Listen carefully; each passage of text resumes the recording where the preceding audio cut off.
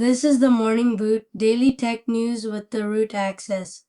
Built for IT leaders, cloud engineers, security professionals, founders, and tech-curious listeners who want context, not hype.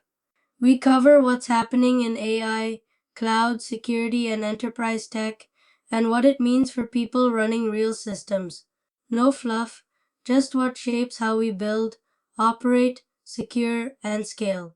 It is February 16th, 2026, 14:04 in California. Let's start with what matters. Imagine hundreds of seemingly helpful Chrome extensions silently spying on you the moment you install them. Researchers uncovered over 300 malicious Chrome extensions with a staggering 37.4 million combined downloads. Many of these extensions leaked sensitive user data like browsing history, injected malicious iframes for further exploits, and some even stole personal information immediately upon installation. Here's the part that caught my attention. Particularly striking is a subset of 30 extensions disguised as AI tools sharing identical internal structures, with half targeting Gmail to siphon email content and send it to third-party servers.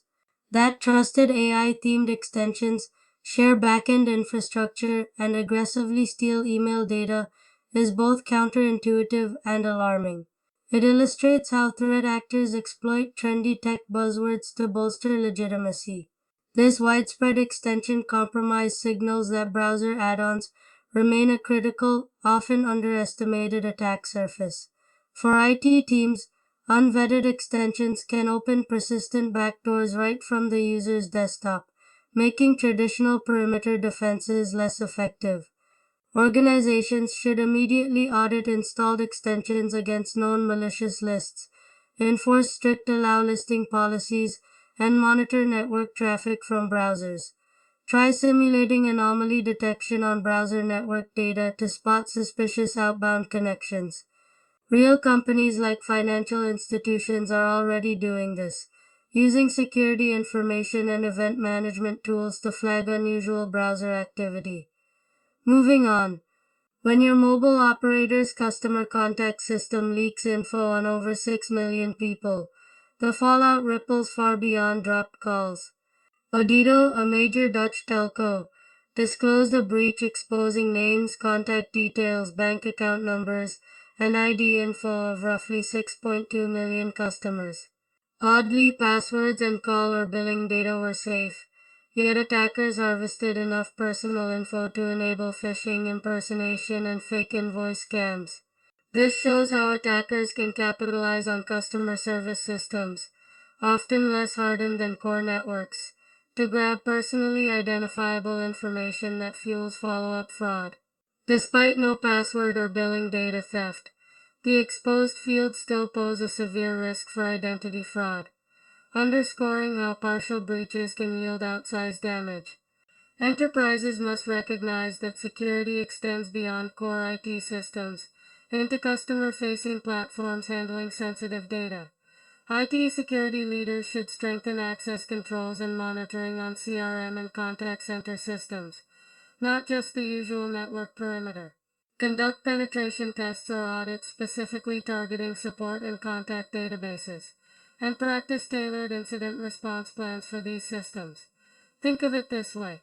In 2023, a major U.S. healthcare provider's call center breach exposed millions of records because access logs weren't monitored properly. The lesson is simple. Secure every door, not just the front one.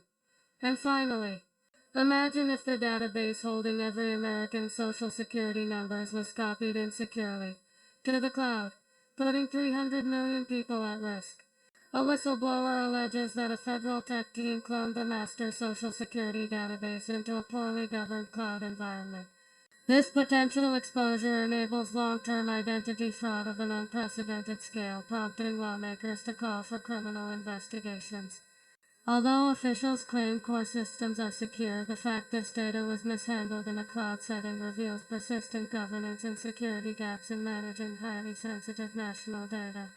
The idea that a master, authoritative data set might be cloned into a less secure cloud environment contradicts common expectations of government IT rigor, highlighting human and process risks even at the highest levels. Governments and enterprises alike must recognize that migrating sensitive data to cloud requires rigorous governance frameworks, threat modeling, and zero trust principles to mitigate such risks.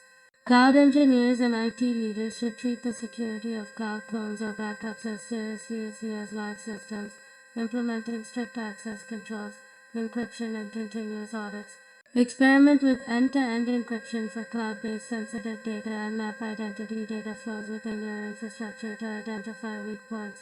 Major cloud providers like Amazon Web Services and Microsoft Azure already offer built-in encryption and access controls, but they're only effective if configured properly.